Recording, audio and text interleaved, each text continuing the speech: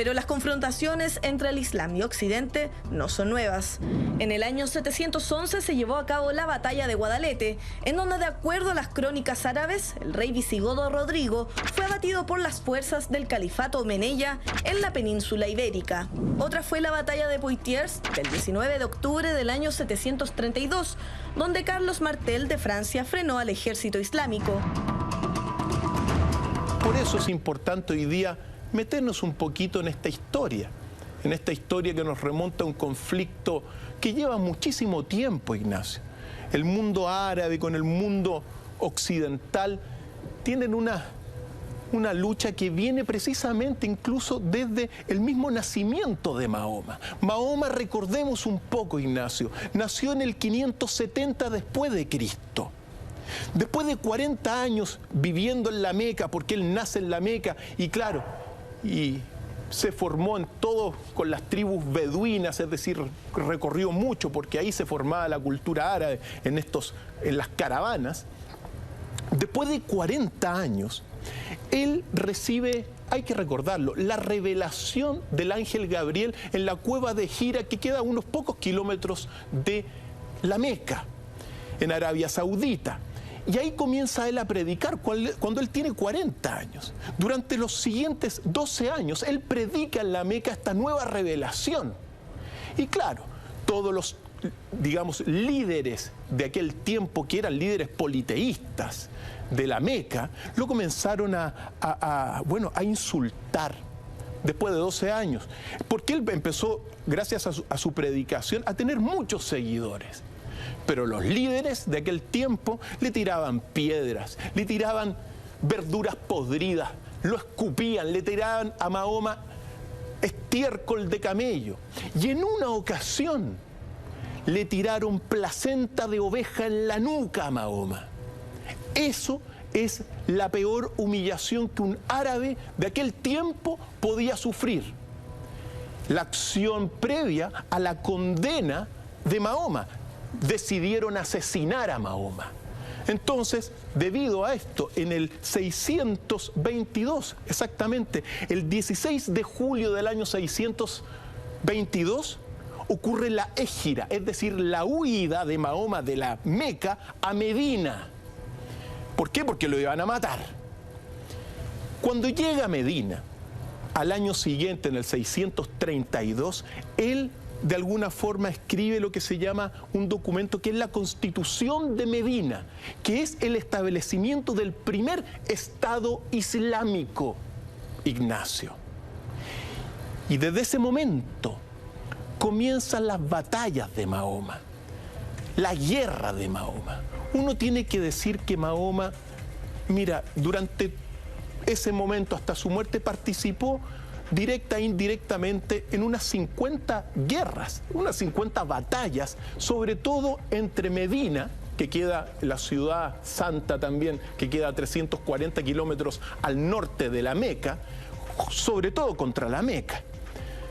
Él directamente participó en 25 batallas, Ignacio. Incluso una vez cuando estaba en el Museo de Guerra del Cairo, pude ver la espada original de Mahoma. Era, bueno, ahí estaba esa reliquia. Por eso es muy importante recordar que eso está al menos señalado, esta guerra santa, en el mismo Corán que tengo acá. Y Mahoma habla de la guerra y dice: y combatid en el camino de Alá a quienes os combaten a vosotros, pero no os propaséis. Es cierto que Alá no ama a los que se exceden. Matadlos donde quiera que los encontréis, dice Mahoma, y expulsadlos de donde os hayan expulsado, de la Meca sobre todo. Y después dice en otro pasaje: para todo lo inviolable deberá aplicarse el talión, la ley del talión. Y quien se exceda con vosotros, obrad con él en la misma medida. Hay muchos aspectos de este profeta que habla de la guerra, de esta llamada guerra del deber. Pero uno tiene que recordar el contexto de ese siglo VII. Lo que estaba combatiendo Mahoma era el combate contra el politeísmo. Doc, en ese contexto, ¿por qué la necesidad siempre del mundo árabe de conquistar Europa? ¿Tiene que ver con la misma, con lo recientemente expuesto? ¿Tiene que ver con la lucha al politeísmo? ¿Tiene que ver con aspectos religiosos? Mira, desde mi punto de vista, la última batalla de Mahoma fue por la paz. Lo que pasa es que después los que siguieron a Mahoma tomaron estas palabras y extendieron toda esta pelea al mundo occidental. Pero Mahoma peleaba contra el mundo politeísta, no contra el mundo monoteísta. En este sentido, hay una primera guerra, porque dentro de estas 50 guerras en las cuales estuvo Mahoma y dentro de estas 25 batallas donde participó, hay la primera guerra que enfrentó, por decirlo así, a este mundo árabe del Islam con el mundo particularmente de Israel, que fue la batalla de las trincheras que ocurrió en abril del 627. En esa ocasión, es muy importante porque fue quizá el primer enfrentamiento, que bueno que hoy día se está viendo hasta el día de hoy. En la batalla de las trincheras, la Meca atacó a Medina y perdió. Sin embargo, una tribu judía que era la tribu Banu Qurayza, al menos así se llama, fue pasada por el cuchillo por el mismo Mahoma y era aliada de Medina, es decir, era aliada a esta tribu judía, era aliada de Mahoma. Sin embargo, después de esta batalla de las trincheras, Mahoma le cortó la cabeza a todos los hombres y a las mujeres y a los niños los vendieron de esclavos. Quizá esta batalla de las trincheras es el primer antecedente de un enfrentamiento que hoy día lo podemos ver en la actualidad entre el mundo árabe del Islam con Occidente. Aquí comenzó de alguna forma todo este conflicto que no ha terminado. Por lo tanto, es ahí, claro, después muere Mahoma a los pocos años después, y claro, y comienza a transformarse este mundo creado, esta nueva cultura y civilización, el tercer monoteísmo de la tierra. Mahoma lo que hizo fue hacer un sincretismo, una síntesis entre el cristianismo, el judaísmo, y fundó el islamismo. ¿Y en qué minuto, Doc, es Europa el foco del conflicto? Al poco tiempo después, particularmente en el 711. En el año 711 ya los árabes habían llegado al Mediterráneo, habían llegado al Pacífico prácticamente, llegando todo lo que es el estrecho de Gibraltar. Y en ese año ocurre lo que se llama la batalla de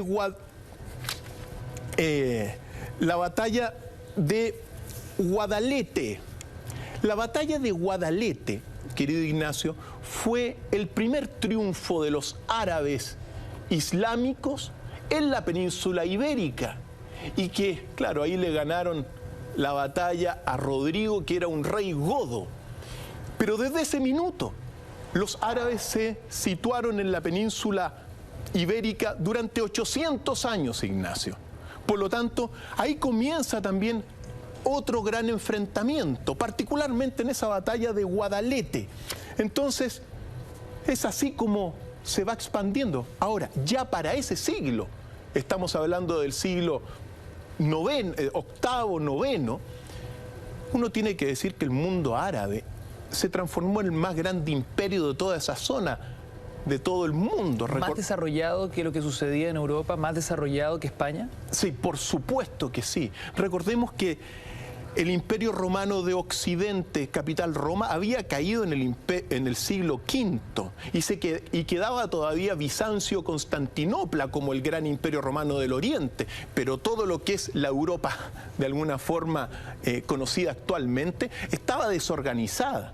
Para ese tiempo, el mundo musulmán, el imperio musulmán árabe, se extendía desde la misma India hasta los Pirineos. Era monstruoso. Era gigantesco. Y cuántos fantásticos también conocimientos trajeron y desarrollaron los árabes. Son muchísimos.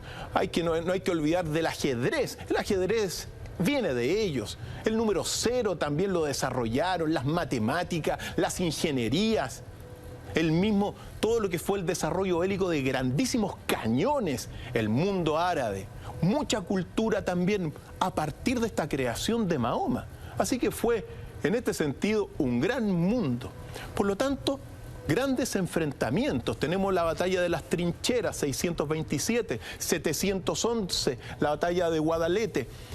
Pero también, por ejemplo, al poco tiempo después, particularmente el 19 de octubre del 732, ocurre lo que se llamó la batalla de Poitiers. La batalla de Poitiers, donde se enfrentó particularmente el líder árabe Al-Gahiki contra Carlos Martel en todo lo que es la zona de Poitiers. Esta batalla es fundamental, Ignacio, porque nosotros estamos hablando que este ejército islámico de Al-Gahiki tenía 60.000 hombres a caballos y marcharon ya contra Francia, Ignacio. Querían las riquezas de la abadía de Tours. Y claro, cuando saben que estos 60.000 jinetes van caminando, van corriendo contra todo lo que es ya Francia, la actual Francia, aparece Carlos Martel. Y Carlos Martel, mayordomo del palacio de Austrasia, se les hizo frente con 30.000 hombres que eran una infantería de veteranos con escudos y espadas. Y en ese enfrentamiento fue clave en la historia posterior de Europa. ¿Por qué? Porque Carlos Martel frenó a este mundo musulmán e impidió que los musulmanes ingresaran a todo lo que es la Europa francesa, alemana, que estaba desmembrada. Entonces, es muy posible que después de esta guerra, o sea, si hubiesen ganado los musulmanes esa guerra de la batalla de Poitiers, es muy posible que hubiesen conquistado toda Europa, la Europa del Imperio Romano de Occidente. Así que, tremendamente relevante. Ahora, ese mundo francés frenó en este caso al mundo musulmán. Otro enfrentamiento fundamental. Se cuenta que las tropas también las tropas de Carlos Martel resistieron todas las embestidas de los musulmanes a caballo, rompieron filas, pero no se desorganizaron, entonces lograron resistir y terminaron ganando esa batalla. Clave en toda la historia del desarrollo de Europa, hasta que después llegó a unificar precisamente Carlomagno, después llegó a unificar todo ese mundo, pero la frontera después de esa batalla quedó en los Pirineos. Los Pirineos hacia el sur, recordemos que los Pirineos hace de una frontera natural, es una cadena montañosa no muy alta que hace de frontera natural entre España y lo que es Francia. Pero gracias a esa batalla, de alguna forma quedaron las cosas, el mundo musulmán, en todo lo que es España. Doc, ¿en qué minuto la célebre figura de Solimán intenta conquistar Europa? Solimán, mira, personaje ampliamente retratado en otros capítulos de Mentiras Verdaderas. Estamos hablando del siglo XVI, principio del siglo XVI, cuando aparece Solimán. Y Solimán ya es heredero del triunfo de los turcos otomanos musulmanes sobre Constantinopla. Es decir, Solimán, recordemos, pasa a ser el más grande emperador del Imperio Turco Otomano. Y no solamente se enfrentó, tan pronto asume su poder cuando él tenía 26 años, comienza a atacar a Damasco, la isla de Rodas, y después cifra sus ojos en Hungría. Y es muy importante esto, ¿por qué? Porque Hungría era como la frontera natural con el mundo del Islam, del mundo occidental con el mundo del Islam. En consecuencia, en la famosa batalla de Mohacs, Solimán triunfa sobre el rey húngaro y muere el rey húngaro. Después Solimán se va contra Viena y ahí lo detienen y consolida su poder. Por lo tanto, otro gran enfrentamiento entre estos dos mundos. Solimán el Magnífico, después de esa batalla de Mohacs contra el rey de Hungría, se transformó en el más grande emperador de su tiempo por sobre Carlos V de España, y eso es bueno recordarlo siempre. Entonces, estamos hablando de otro momento de guerra que se van a ir, donde se van a ir enfrentando estos mundos. ¿En qué minuto Europa logra expulsar al mundo árabe? Particularmente en el año 609, entre el 609 y el 613, Ignacio. Ese año ocurre todo lo que fue la expulsión de los moros o de los moriscos de España. Pensemos que ya en ese mundo, mientras ocurría eso, en España, el mundo de Constantinopla era totalmente musulmán turco, pero lo que sucedió con la expulsión de los moros entre esos años, ordenada por el rey Carlos III el Piadoso, se expulsó a unos 300.000 moros árabes durante ese tiempo de toda la península ibérica. Entonces, eso fue determinado y se ocurrieron, también uno tiene que recordar, muchos de estos moros ya se habían transformado al cristianismo. Sin embargo, durante muchísimo ese periodo fue nefasto, fueron expulsados después de 800 años. Muchos fueron asesinados, les robaron sus tierras. El rey Carlos III el Piadoso, porque como se habían consolidado sobre todo en el sur de España, en todo lo que es Valencia, Andalucía, los árabes, y tenían ya, imagínate cuánto tiempo, el rey puso una cláusula que bueno, que todas las tierras y bienes que no se pudiesen llevar hacia África quedaban en manos de los mismos españoles. Entonces eso permitió también una serie de atropellos contra estos árabes que terminaron por ser expulsados. En ese tiempo, en el 609, comenzó la expulsión que duró sus varios años, hasta el 613. Entonces, ya para ese entonces los musulmanes que quedaban ahí, cristianizados, habían tenido una mala prensa, en el sentido de que muchos vivían también en sectores no muy adecuados, en las periferias. En consecuencia, fueron sacados de España y con muchas violaciones a los derechos humanos, bueno, como ocurren en esos tiempos, siempre ocurren estas cosas. Entonces, si uno comienza a observar todo esto, Ignacio, uno comienza a observar muchos conflictos que van marcando la historia. Y lo que sucede hoy, Doc, el arribo del mundo árabe a Europa, ¿cómo se traduce en torno a esa primera gran expulsión? Mira, uno puede ver que este conflicto se va a mantener durante mucho tiempo. Y si uno comienza a observarlo, mira, uno lo va a poder ir viendo el día de hoy en muchos actos, bueno, que todo el mundo sabe lo que está ocurriendo hoy día a través de los medios de comunicación. Pero el tema de las falsas, mira, ¿qué es lo que sucede? Que este mundo y este conflicto ya ha llegado el momento presente, uno puede comenzar a observar acciones que podrían llegar a significar falsas banderas, como lo habíamos dicho, es decir, acciones cometidas por unos, por grupos occidentales, para culpar a este mundo árabe, Ignacio.